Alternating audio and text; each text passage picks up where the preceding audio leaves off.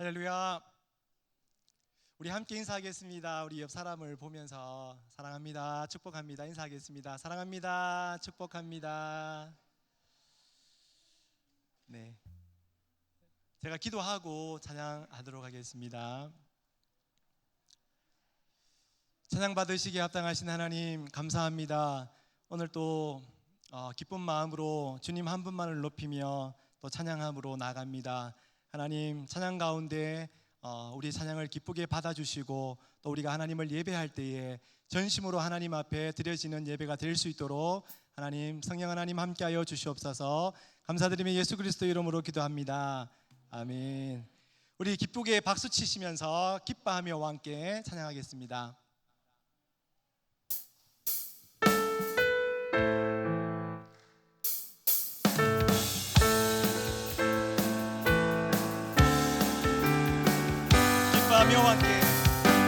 기뻐하며 함께 노래 부르리 소리 높여 할렐루야 부르리 주님 앞에 나와 찬양 드리며 우리 주님과 함께 기뻐. 우리 한 번 더 기뻐하며 함께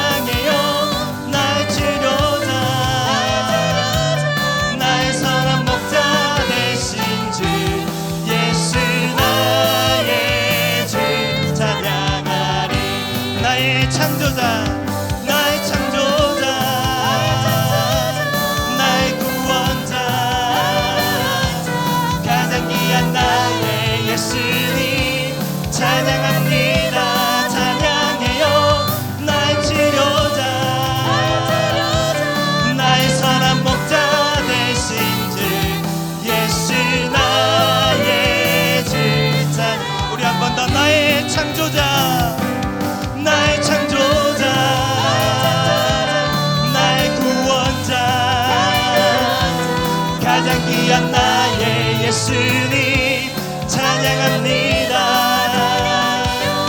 나의 치료자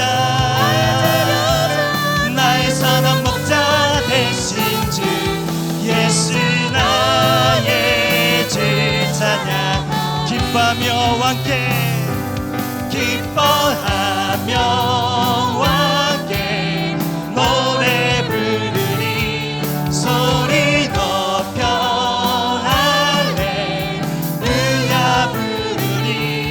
주님 앞에 나와 찬양 드리며 우리 주님과 함께 기뻐하리라. 나의 창조자 나의 창조자 나의 구원자 가장 귀한 나의 예수님 찬양합니다. 나의 치료자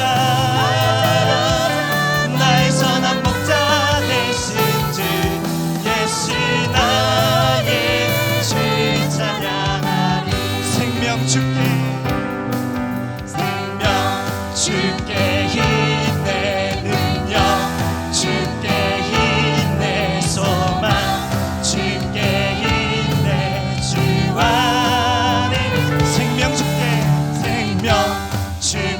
힘내 능력 주께 힘내 소망 주께 힘내 주 안에. 우리 한 번 더 생명 주께 능력 주께 힘내 소망 주께 힘내 주 안에.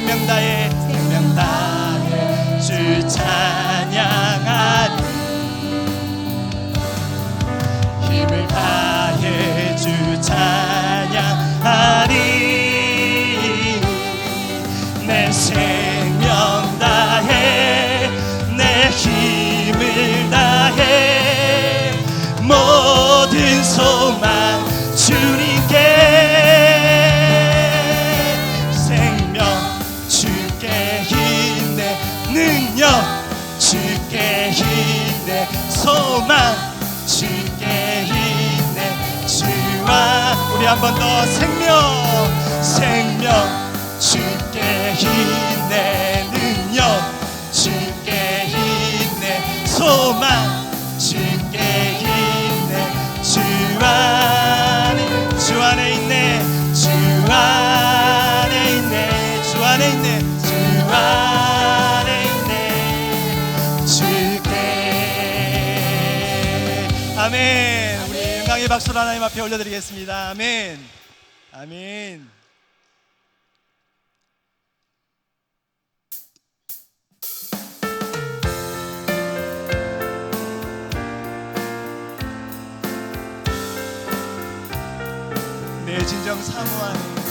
내 진정 사모하는 친구가 되신 그 주 예수님은 아름다워라. 산 밑에 백합화요 빛나는 새벽별 주님 영원할 길 아주 없도다. 내 맘이 아플 적에 큰 위로 되시며 나 외로울 때 좋은 친구라. 주는 저 산 밑에 백합 빛나는 새벽별 이 땅 위에 비길 것이 없도다.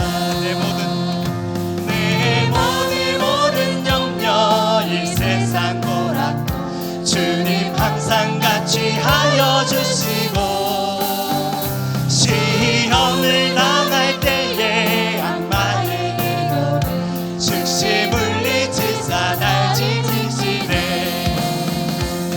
온 세상 날 버려도 주 예수 안 버려 끝까지 나를 돌아보시니 아멘. 주는 저 산 밑에 백합 빛나는 새벽별 이 땅 위에 비길 것이 없도다. 내 맘을 다하여서 주님을 따르며 길이 나를 사랑하리니 불이 두렵지 않고 장검도 겁없고 주는 높은 산성 내 방패시라.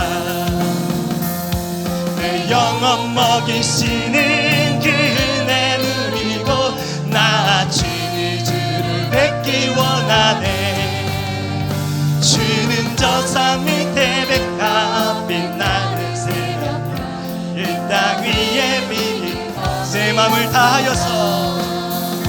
내 맘을 다하여서 주님을 따르며 길이 나를 사랑하리니 물불이 두렵지 않고 장검도 겁없고 주는 높은 산성 내 방패시 내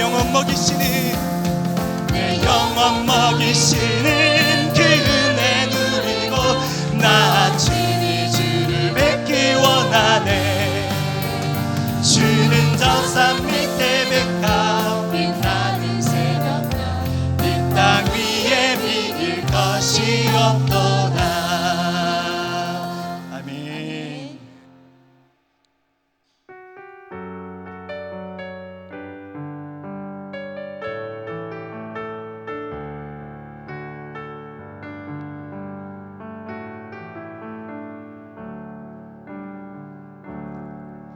주님 말씀하시면 내가 나가리라. 주님 뜻이 아니면 내가 멈춰서리라. 나의 가고 서는 것 주님 뜻에 있으니 오 주님 나를 이끄소서. 주님 말씀하시면 내가 나가리라. 주님 뜻이 아니면 내가 멈춰서리라. 나의 가고 서는 것 주님 뜻에 있으니 오 주님 나를 이끄소서. 뜻하신 그곳에 나 있기 원합니다. 이끄시는 대로 순종하며 살리니 연약한 내 영혼 공하여 일하소서. 주님 나라와 그 뜻을 위하여 뜻하신 그곳에 나 있기 원합니다. 이끄시는 대로 순종하며 살리니 연약한 내 영혼 공하여 일하소서. 주님 나라와 그 뜻을 위하여. 오 주님 나를 이끄소서. 오 주님, 오 주님 나를 이끄소서. 이 시간 예배를 위해서 잠시 기도하겠습니다. 하나님 아버지, 이 시간도 주님의 은혜를 의지하며 하나님 앞에 예배함으로 나갑니다. 하나님 우리의 예배를 기쁘게 받아주시고 예배 가운데 성령 하나님 임재하여 주셔서 하나님 주시는 말씀 붙들고 하나님 뜻 가운데 살아갈 수 있는 저희들 될 수 있게 해달라고 이 시간 하나님 앞에 기도드리겠습니다. 하나님 아버지, 이 시간 주님을 의지하며 하나님 앞에 예배함으로 나갑니다. 아버지, 예배 가운데 임재하여 주옵소서. 우리 예배를 받아주시옵소서. 성령 하나님 이곳 가운데 임재하셔서 하나님의 귀한 음성으로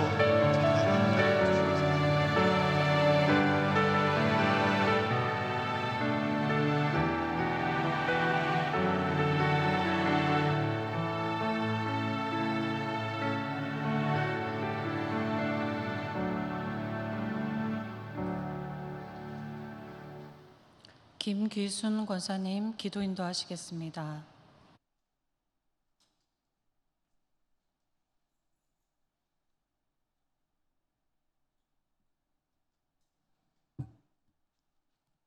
기도드리겠습니다. 사랑과 은혜가 충만하시고 지금도 살아계셔 역사하시는 하나님 아버지, 언제나 은혜와 사랑으로 함께하여 주시고 눈동자와 같이 지켜주셔서 감사드립니다. 하나님께서 영광 올려드려야 할 우리가 세상 보기 좋은 것들의 마음과 시간을 빼앗기고 욕심에 사로잡혀 살 때가 많았음을 회개하오니 용서하여 주시옵소서. 저희에게 한량없는 자비와 공유를 베풀어 주시고 진심으로 하나님이 기뻐하는 예배를 드리게 하여 주옵소서. 세상에 나가 살아갈 때에도 찬양이 우리의 삶의 고백이 되게 하셔서 언제 어디서든지 오직 주님만을 바라보며 의지하며 살아갈 수 있기를 소망합니다. 이 나라와 민족이 하나님을 두려워하며 전 국민을 위한 지도자들 되도록 인도하여 주시옵소서. 우리 앞에 놓여진 사악한 북한의 공산 정권의 위험에 대하여 지혜롭고 적절하게 대처하여서 자유민주주의의 주도로 평화 통일을 이룰 수 있도록 이 나라를 도와주옵소서.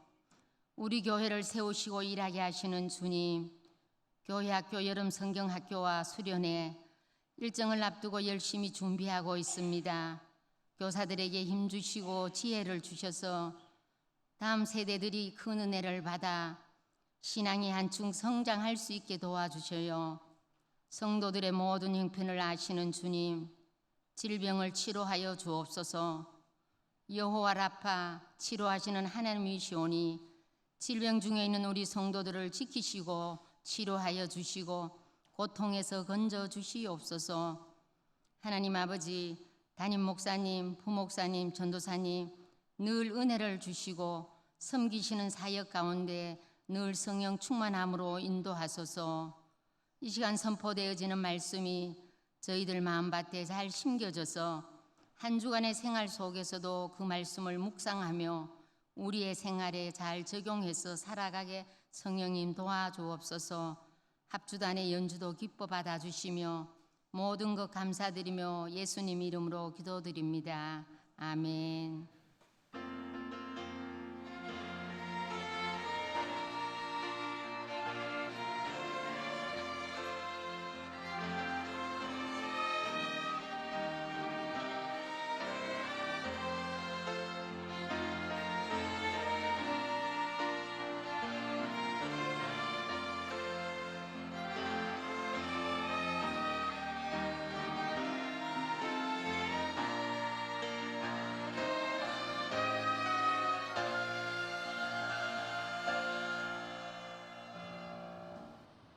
이 시간 주시는 말씀은 욥기 42장 1절에서 6절 말씀입니다.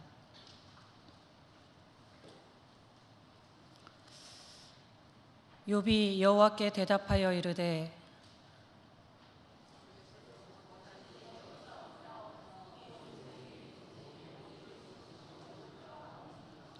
무지한 말로 이치를 가리는 자가 누구니이까? 나는 깨닫지도 못한 일을 말하였고 스스로 알 수 없고 헤아리기도 어려운 일을 말하였나이다.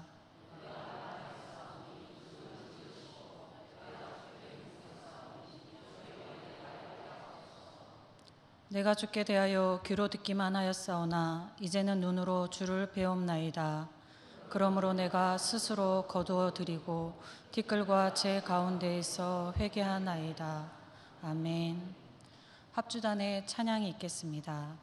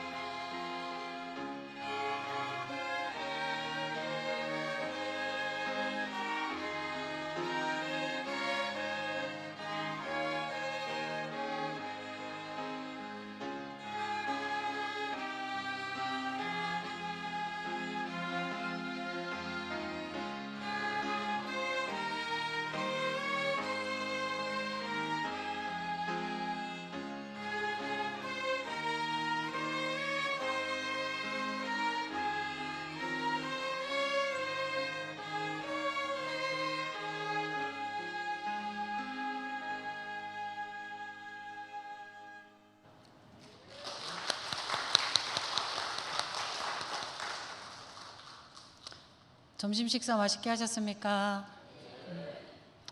어제는 안나회가 원래가 있었는데요. 안나회에서 말씀을 전하면서 이런 말씀을 드렸습니다. 요즘 날씨가 덥고 입맛도 없고 몸도 힘들어서 살맛이 안 나시죠? 그렇게 말씀을 드리면서 예수님 부활 때문에 살맛이 납니다 하면서 삽시다 이랬거든요. 우리 오늘 옆에 분 보고 주님의 부활하신 주님 때문에 살맛이 납니다 한번 해보시겠습니다. 살맛이 납니다. 네. 네. 아이, 할렐루야. 약간 잠이 오시던 눈들이 맑아지시는 것 같습니다.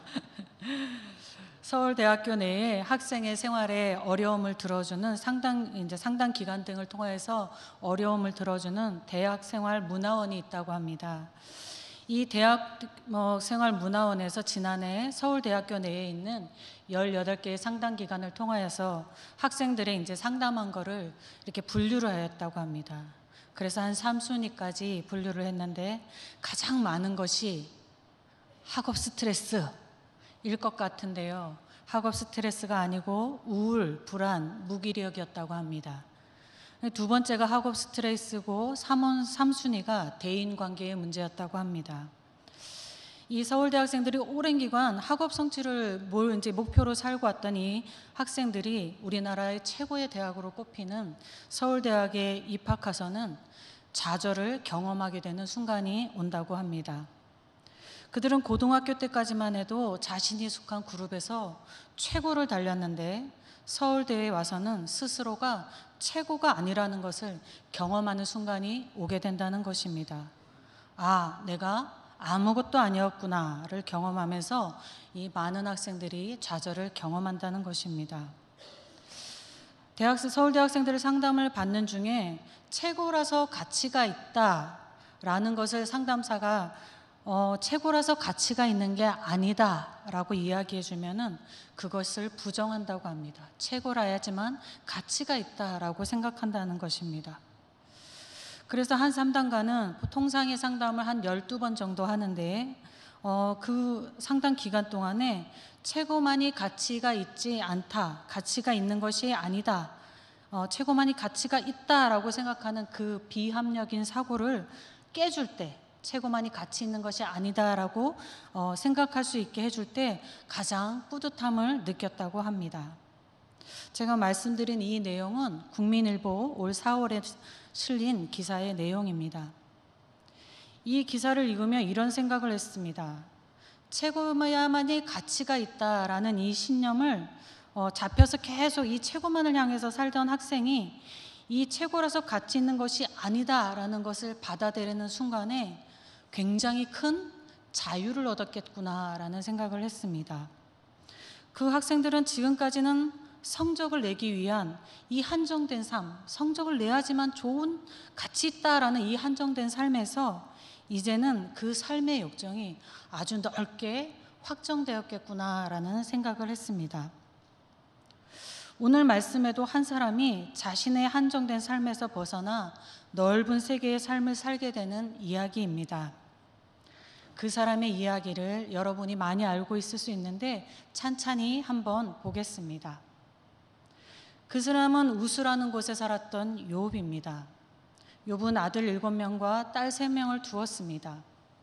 아들들은 저마다 자기 생일이 돌아오면 자기 집에서 누이들까지 불러서 큰 잔치를 베풀었습니다. 욥은 자녀들이 잔치를 즐기는 동안에 자신들도 모르게 하나님께 범죄하였을까 봐 걱정이 되어서 잔치가 끝나는 날 다음 날이면은 자식의 수대로 하나님 앞에 번제를 드렸습니다. 욥은 자기 자식의 거룩함에 많은 관심을 가지고 교육하는 사람이었습니다. 또 욥은 동방의 부호였습니다. 양이 1,000마리, 낙타가 3,000마리, 소가 겨리소로 500쌍, 암나귀가 500마리가 있고 이 동물들을 관리하고 집안을 관리하는 종들도 아주 많았습니다. 욥은 자녀의 축복과 경제적인 복을 모두 받아 누리는 사람이었습니다. 이렇게 많은 복을 누려 사는 욥은 자기 혼자만을 위해서 살지 않았던 것 같습니다. 가난한 사람과 고아와 과부들의 고통에 욥은 그들을 도와주었습니다. 고아와 과부가 찾아와서 욥에게 힘듦을 부르짖으면 그들을 외면하지 않고 그들을 다가가서 도와주었고, 장애로 인하여서 생계가 어려운 사람을 보면 그들의 삶을 도와주었습니다. 물질적으로도 도와주고 정신적으로도 도움을 허락해 주었습니다. 또 삶에 대한 소망을 잃은 자에게는 도움을 베풀어서 소망을 가지게 하고, 약한 자의 것을 빼앗는 악한 자들을 처단하고 그 빼앗은 것을 약한 자에게 돌려주기도 하였습니다. 욥은 사람들로부터 의롭고 지혜로운 삶을 산다고 인정받았습니다. 욥은 당시 모든 사람들에게 존경받는 지도자이기도 했습니다. 또 욥은 하나님의 심판을 명심하였기 때문에 성적인 유혹을 받지 않도록 노력했을 뿐만 아니라 그 마음속에서 그 것들을 멀리하였습니다. 욥은 이웃의 아내를 탐하지 아니하였고, 당시의 종은 주인이 그 생명을 마음대로 할 수 있었음에도 불구하고 학대하지도 않았고 동등한 인격자로 존중하였습니다. 우상숭배에 미혹되지 않은 일이 없었고, 원수와 대적에게 대해서도 사랑의 윤리를 저버리지 않았습니다. 하인과 나그네 행인에게도 후하게 대접하였습니다. 이렇게 욥은 하나님을 섬기는 신앙에서 그리고 사회에서 경건하였고 의를 행함으로 사람들로부터 존경받으면서 명예스러운 삶을 살고 있었습니다. 욥기 1장 1절에 이 욥을 그는 온전하고 정직하여 하나님을 경외하며 악에서 떠난 자라 평가합니다.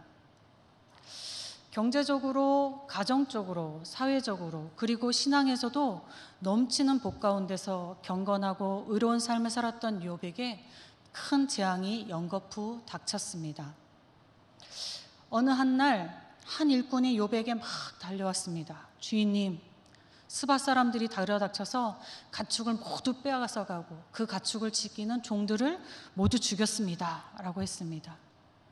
그 종의 말이 미처 끝나기도 전에 다른 종이 달려와서 하늘에서 불이 떨어져서 양떼와 그 목동들을 모두 죽었습니다 라고 말을 하는데, 또 그 말이 끝나기도 전에 다른 종이 달려와서 갈대아 사람들이 차들어와서 낙태떼를 모두 끌고 갔고 종들을 모두 죽였습니다 라고 했습니다.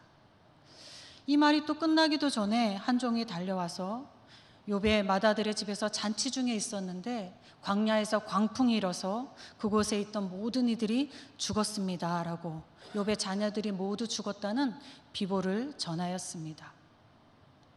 큰 재앙, 전 재산을 잃고 자식도 모두 잃어버리는 큰 재앙이 욥에게 닥친 것입니다.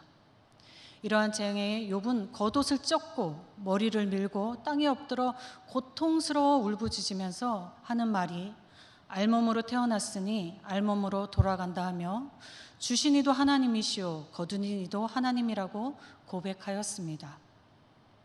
욥은 자신의 재산과 자신의 옆에 있던 사람들을 다 잊고, 무엇보다도 하나님 앞에 범죄할까 봐 노심초사하며 귀하게 키운 자녀들을 모두 잃은 극심한 고통 가운데서도 하나님의 섭리를 인정하고 신앙을 고백하는 것이었습니다. 그런데 이것이 끝이 아니라 재앙은 또 닥쳤습니다. 이번에 재앙은 욥의 발끝에서 머리끝까지 종기가 나는 질병이었습니다. 욥이 살았던 고대 근동에서는 이렇게 궤양성 피부가 악인들만이 감염되는 것으로 두렵고 수치스러운 질병이었다고 합니다.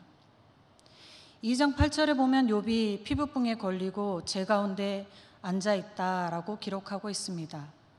이것은 병에 걸려 온몸이 만신창이가 된 욥이 고통과 수치심 그리고 그 욥의 비참함을 나타내 주는 것입니다. 이제는 그 사람들로부터 아주 경건하고 높이 우상처럼 들어봤던 욥이 이제는 사회적으로 매우 비천한 사람들이 욥을 와서 조롱합니다. 그리고 경멸의 대상을 삼았습니다. 과거 욥에게 은혜를 받았던 사람들마저도 그 은혜는 잊어버리고 욥을 와서 조롱하며 공격하는 말들을 해댑니다. 가장 경건한 사람이 가장 비천한 사람이 되었고, 가장 의로웠던 사람이 사회적으로 가장 멸시받는 사람이 되었습니다. 선한 행동은 악의 결실을 맺은 것처럼 되어버렸습니다. 이렇게 큰 고통을 겪는 욥을 향해 그의 아내도 저주의 말을 하였으나 욥은 이 모든 일에 입으로 하나님을 원망하거나 하는 죄를 범하지 않았습니다. 이러한 욥을 생각해 보면 와, 욥이 정말 의인 중에 의인이었구나라는 생각을 하게 합니다. 물질적, 육체적, 고통과 수치심과 비참함을 견디며 하나님을 원망하지 않으며 있던 욥을 무너지게 하는 이들이 있었습니다. 그들은 욥을 위로하겠다고 찾아왔던 세 친구들이었습니다. 욥의 친구들은 찾아와서 처음에 7일 동안은 아무 말도 하지 않고 그저 그의 비참함 가운데 같이 있었습니다. 그러다가 욥에게 말을 하기 시작했는데 그들은 그 말의 핵심을 보면은 욥에게 아마도 숨어있는 엄청난 죄가 있었을 것이다. 네 아마 그런 죄가 있을 거지 라고 추궁하듯 하고, 그리고 이 욥에게 닥친 이 재앙은 죄의 결과이다, 인과응보이다 라고 정죄하는 것이었습니다. 욥은 친구들과의 이렇게 말을 변론하듯이 주고받았는데 욥은 이 친구들의 말에 지금까지 자신의 상황을 하나님의 섭리로 받아들였던 것을 뒤엎고 이제는 하나님을 향하여서 내가 고통당하는 이유가 무엇인지 알려달라고 합니다. 자신은 하나님으로부터 심판받을 만한 어떠한 악도 행하지 않았음을 자신의 무죄함을 하나님 앞에 주장하는 것입니다. 욥은 하나님께서 지금 자신에게 잘못하고 계시고 있다고 말하는 것입니다. 친구들의 정죄로 인해 욥 안에 있고 욥 안에서 참아왔던 하나님을 향한 울분과 그 항변들이 뿜어져 나오는 것이었습니다. 여러분이 만약 욥이라면 어떻게 하셨겠습니까? 욥의 마음가짐과 그 행위들을 볼 때 우리 중에는 어떤 이도 욥을 흉내낼 수 없을 것 같습니다. 대단한 신앙인의 사람이었고 의로운 사람이었다고 생각하는 그 욥이 재앙의 극심한 고통 중에서 항변하는 것은 당연한 것이 아닐까 하는 생각이 들게 됩니다. 이렇게 무죄를 주장하며 항변하는 욥에게 하나님께서 폭풍 가운데서 욥에게 말씀하듯이 말씀을 시작하셨습니다. 욥을 향하여 말씀하신 하나님의 말씀의 시작 부분을 한번 함께 읽어보겠습니다. 욥기서 38장 2절에서 4절 말씀입니다. 함께 읽겠습니다. 무지한 말로 생각을 어둡게 하는 자가 누구냐? 너는 대장부처럼 허리를 묶고 내가 내게 묻는 것을 대답할지니라. 내가 땅의 기초를 놓을 때에 내가 어디 있었느냐? 내가 깨달아 알았거든 말할지니라. 아멘. 제가 아침에 위임 목사님 설교를 좀 흉내내 보고 싶어가지고 연습을 좀 했는데 잘 될지 모르겠습니다. 하나님께서 목사님 말씀하시듯이 무지한 말로 생각을 어둡게 하는 자가 누구냐 이렇게 하지 않았을 것입니다. 그렇죠? 제가 한번 잘해야 될 텐데 우리 황칠한 장로님 하시면 잘하실 것 같은데 자, 무지한 말로 생각을 어둡게 하는 자가 누구냐? 너는 내가 내게 묻는 것을 대답할지니라. 이거보다 훨씬 몇 천 배 더 위험 있게 하나님께서 말씀하셨을 것입니다. 하나님께서 큰 위험으로 나타나셔서 욥에게 이렇게 말씀하셨을 때에 욥은 그 하나님 앞에 크게 놀라고 몹시 두려웠을 것입니다. 하나님께서는 욥에게 하나님의 천지 창조와 우주의 신비, 천체와 기상을 주관하시는 하나님의 능력, 동물의 생태와 이를 돌보시는 하나님의 섭리, 그런 것들을 하나님이 말씀하셨습니다. 이런 것들은 인간의 한계를 가진 욥이 전혀 알 수 없는 것들이었습니다. 또 하나님은 만물의 통치와 섭리를 주관하시는 하나님의 절대 주권을 말씀하시며 하나님의 주권에 도전할 수 없는 인간의 한계를 드러내셨습니다. 오늘날 시대에 욥의 시대와 오늘날 시대는 욥의 시대와 달라서 과학이 매우 발달하였습니다. 우주와 천체와 기상 그런 것들에 대한 지식을 많이 가지고 있습니다. 또 동물 생태에 대한 많은 지식을 습득하여 가지고 있습니다. 그럼 오늘날의 사람들은 하나님이 창조하신 세계를 다 알고 있는 것일까요? 답은 아닙니다. 오늘날의 사람들은 하나님이 창조하신 세계에 아주 조금을 알게 되었을 뿐입니다. 오늘날의 사람들도 욥의 시대의 사람들과 조금도 다를 바가 없습니다. 오늘날의 사람들은 하나님의 창조와 그 세계를 다스리는 하나님의 섭리에 무지하고 하나님의 주권에 도전할 수 없는 한계를 지닌 존재들입니다. 욥은 피조물이며 인간의 한계를 지닌 존재에 불과하면서도 자기가 가진 의를 가지고 하나님의 공의와 통치를 판단하였음으로써 자신이 오히려 심판자이신 하나님의 자리에 위치해 있었던 것입니다.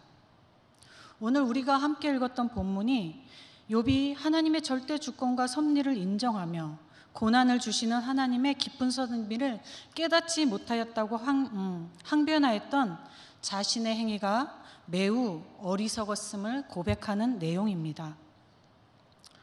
욥이 그러면서 이렇게 말합니다. 자신이 하나님에 대해서 지금까지 귀로 들어왔습니다 라고 했습니다.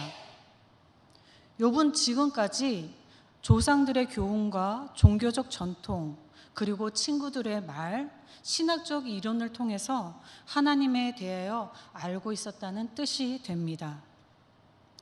지금까지는 하나님과 자신의 관계의 중간에 매개체가 있었다는 것입니다. 욥은 재앙을 겪으면서 극심한 고통으로 어떤 매개체도 없이 하나님과 직접 대면하게 되었습니다. 서두에서 이야기하지 않았지만 이 욥의 재앙의 시작에는 사탄이 하나님을 찾아가서 하나님과 욥 사이를 이간질하는 것으로부터 시작되었습니다. 하나님께서 욥에게 많은 것을 주셨기 때문에 욥이 하나님을 경외하는 것일 것입니다. 그가 가진 것을 빼앗으면 하나님을 경외하지 않을 것입니다. 그래서 욥에게 이제 큰 재앙을 허락하셨는데 큰 재앙이 닥쳤음에도 욥은 하나님을 경외함이 변하지 않았습니다. 그것을 보고 또 사탄이 가서 하나님을 충동하듯이 두 번째 재앙을 내리기를 말씀드리고 그 허락을 받습니다. 두 번째 재앙인 육체의 극심한 절병에도 욥이 하나님을 경외함이 변함이 없는 것 같았었습니다. 그러나 하나님의 섭리를 인정하는 것 같던 욥이 앞에서도 말씀드렸지만 욥의 세 친구와의 변론에서 하나님의 섭리를 인정하지 못하고 자신의 의를 주장하고 항변하게 되었습니다. 여기까지 보면 사탄이 하나님을 충동질하여 욥과 하나님의 관계를 갈라놓는 것이 성공한 것 같았습니다. 그러나 하나님은 욥이 겪는 재앙을 통해서 욥이 하나님을 직접 체험하게 하셨습니다. 그리고 두 가지를 깨닫게 하셨습니다. 먼저는 창조주 하나님께서 절대 주권으로 창조 세계를 섭리하고 계시다는 것입니다. 그리고 둘째는 하나님 앞에서 욥 자신은 어떤 존재인가를 알게 하셨는데 욥 자신은 하나님 앞에서 작은 미약한 초라한 존재임을 깨닫게 하셨습니다. 하나님을 직접 체험하여 하나님을 알고 하나님 앞에 자신을 알게 된 욥은 지금까지는 인간의 한계에서 살아왔으나 이제 하나님의 실존, 하나님을 직접 체험한 욥은 하나님이 섭리하시는 세계를 사는 사람이 되었습니다. 어쩌면 이러한 욥이 진짜 믿음의 사람이 되었다라고 할 수도 있겠습니다. 욥의 고난 뒤에 사탄의 이간질이 있는 것 같지만 사실은 욥에게 하나님을 열어서 보여주고 계시하여 주고 싶으시는 하나님의 뜻이 있었던 것입니다. 욥의 고난도 하나님의 섭리 안에 있었습니다. 우리 각자의 삶에 욥과 같이 이렇게 거대한 재앙이 연거푸 닥치는 일은 잘 없습니다. 그러나 우리를 당황케 하고 두렵게 하며 고통스럽게 하는 고난이 있을 때가 있습니다. 우리는 그 고난 가운데에서 하나님이 주권을 기억하여야 하고 하나님의 섭리를 바라보고 소망하며 이겨나가야 하겠습니다. 설교의 제목이 초라함의 힘입니다. 욥의 초라함은 무엇이었을까요? 사람들 앞에서 아주 엄청 위대했던 욥이 사람들 앞에서 재산을 잃고 온몸에 병이 들어서 기와장으로 몸을 긁고 앉아있는 그 모습이 사람들 앞에서는 초라함이 될 것입니다. 그러나 창조주 하나님 앞에서는 피조물로서 작디 작은 한 인간임이 하나님 앞에서는 초라함입니다. 사람 앞에서는 서로 상대적입니다. 더 많이 가진 자 앞에서는 나는 가난한 자가 되고 나보다 더 적게 가진 자 앞에서는 나는 부유한 자가 됩니다. 나보다 더 의로운 자 앞에서는 나는 의롭지 못한 자가 되지만 나보다 더 의롭지 못한 자 앞에서는 나는 의로운 자가 됩니다. 그러나 하나님 앞에서는 절대적입니다. 우리 모두는 그 어떤 의로움으로도 부요함으로도 경건함으로도 하나님 앞에 설 수 없습니다. 우리는 하나님의 피조물로서 하나님 앞에 서는 것이고 죄로 죽을 죄인으로 예수의 십자가 보혈로 구원받아 하나님 앞에 서 있는 것입니다. 성경에는 초라함의 힘으로 하나님의 나라의 일을 살며 하나님의 일을 감당했던 사람들이 많이 있습니다. 그 중에 모세를 보면 모세는 당시 최강국에 속하는 애굽의 왕자의 자리에 있었습니다. 정치, 경제, 세계 정치에 대한 지식이 있었고 그 자리가 가지는 큰 힘이 있었습니다. 하나님은 이렇게 세상적으로 많은 힘을 가지고 있었을 때 모세를 사용하지 않으셨습니다. 모세가 동족의 고통을 보고 분노하여 사람을 죽이고 도망하여 광야로 가서 자기의 양도 아니고 장인의 양을 치는 목동으로 살아갈 때에 하나님이 모세를 부르셨습니다. 여러분 같으시면 힘 있는 왕자 모세에게 일을 맡기시겠습니까? 아니면 힘없는 목동에게 일을 맡기시겠습니까? 저라면 왕자에게 일을 좀 맡기겠습니다. 야, 이거 좀 해봐. 이렇게 할 것 같습니다. 그러나 하나님은 하나님 앞에 초라한 모세, 아무 힘도 없이 하나님이 분부하여 시키는 일을 할 수 없는 모세, 그런 모세에게 일을 맡기셨습니다. 하나님 앞에서 자신의 무능을 아는 초라한 모세, 전적으로 하나님의 능력으로만 일을 할 수 있는 모세에게 일을 맡기셨습니다. 모세의 초라함이 하나님의 일을 하는 힘이 되었습니다. 다윗은 어떻습니까? 어린 시절 골리앗에게 두려움 없이 나가설 수 있는 믿음의 사람이었습니다. 그런 그가 사울의 시기를 받아서 10년이란 세월 동안 도피 생활을 해야 됐습니다. 어느 때는 적국에 가서 미친 척하며 침을 질질 흘리며 살기 위해서 그렇게 비굴한 행동을 한 적도 있었습니다. 그러나 다윗에게 이렇게 사울에게 쫓기는 10년의 시간은 다윗의 스스로 힘이 왕이 될 수 없음을 알게 했고 다윗이 하나님 앞에 무능한 자로 초라함으로 서게 하였습니다. 이 다윗의 초라함은 그가 이스라엘의 왕이 되었을 때에 범죄하는 일이 있기는 하였으나 하나님을 배반하지 않게 하는 힘이 되었습니다. 바울은 어떻습니까? 바울은 유대교에서 아주 인정받는 학벌을 가진 사람이었습니다. 그리고 신앙의 열정이 아주 대단한 사람이었습니다.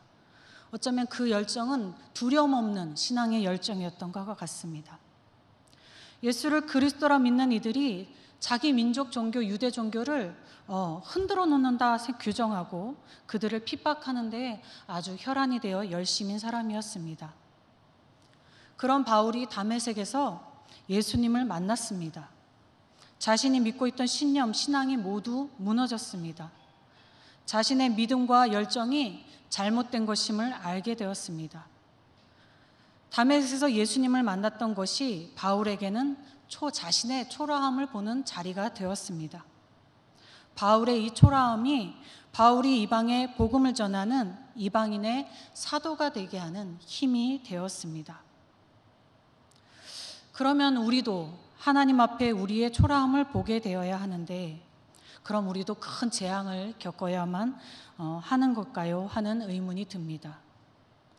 물론 우리의 신앙과 고통 가운데서 하나님 앞에 작디 작은 나를 보며 초라함을 인정하게 되는 것은 사실입니다. 그러나 우리 그리스도인은 시련과 고난이 아니어도 초라함을 발견할 수 있는 방법이 있습니다.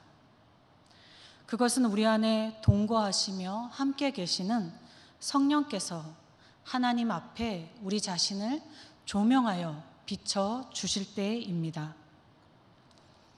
그때 우리는 하나님 앞에 나의 작디 작음을 발견할 수 있습니다.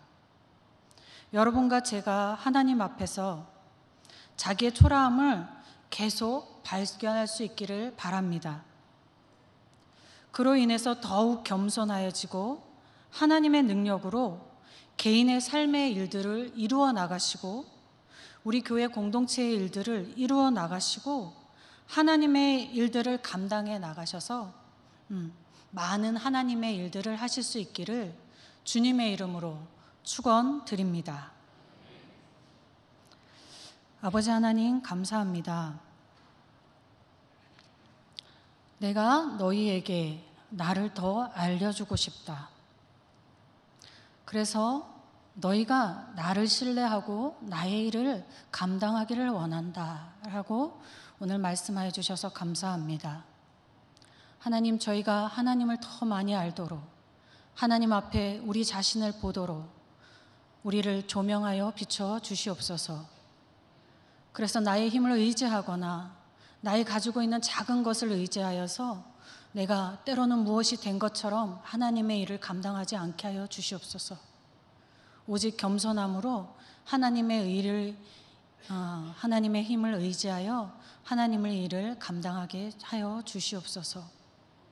우리에게 은혜를 주실 하나님 소망하며 예수 그리스도의 이름으로 기도드립니다. 아멘. 찬송 295장입니다. 통일 찬송 417장입니다.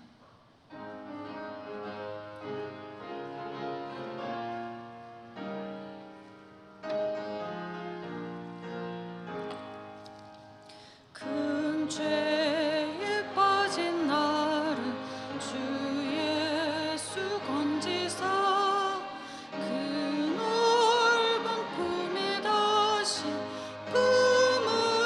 품으시는 애는 저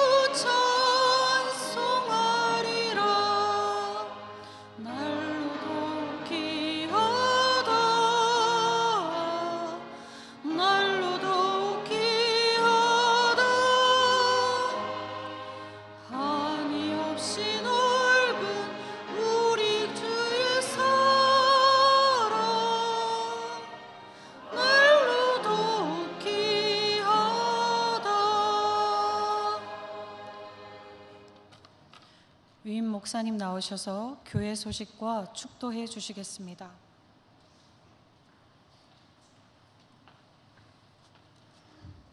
할렐루야.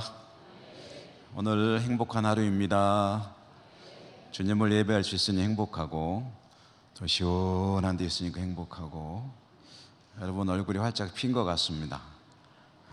또 좋은 한 주간 되시기를 축복합니다. 낮에 드린 광고 중에 오늘 중시구리에서 이어전도에 수고해 주셨음에 감사드리고요.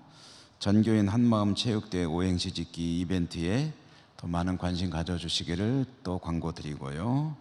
교회학교 여름 행사 이제 일정대로 진행되는데 우리 아이들이 주님을 꼭 만나고 은혜 많이 받을 수 있도록 기도해 주시고 또 관심도 가져주시면 고맙겠습니다. 또 한 주간 무더위와 여러 가지 복잡한 상황들인데 잘 지내시고 좋은 모습으로 또 뵙기를 원합니다. 오늘도 교회 이곳저곳 섬기고 수고한 모든 분들에게 주님의 은혜와 위로가 은총이 풍성하시기를 기원드립니다. 기도하고 축도하겠습니다. 하나님 감사합니다.